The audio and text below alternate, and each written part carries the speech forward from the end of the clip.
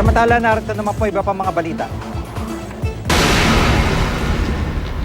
Huwagi ang koponan ng Pilipinas sa World Taekwondo Culture Exposition sa Muju, South Korea. 5 ginto at 5 silver medals ang nasungkit ng Philippine team sa iba't ibang dibisyon. Halos 2,000 atleta mula sa iba't ibang bansa sa Asia, Middle East, Australia, Africa, Europe at Amerika ang lumahok sa kompetisyon. Magtatapos ngayong araw ang World Taekwondo Culture Exposition. Sa kantahan naman bumida ang Balon Dagupan Children's Choir na itinanghal na kampiyon sa Choir Festival sa Selangor, Malaysia.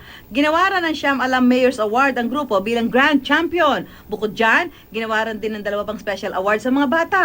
Isang Gold Grade A Award at the Most Promising Overseas Choir. Tinalo nila ang 15 grupo mula sa mga bansang Malaysia, Indonesia, Vietnam, Japan at India.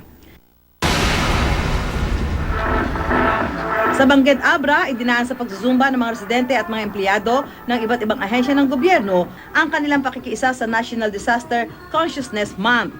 Ayon sa kanilang PDRRMC officer, layunin ng aktibidad na ipaalala sa lahat na mahalagang panatilihing malusog ang pangangatawan para makaresponde agad sa mga kalamidad.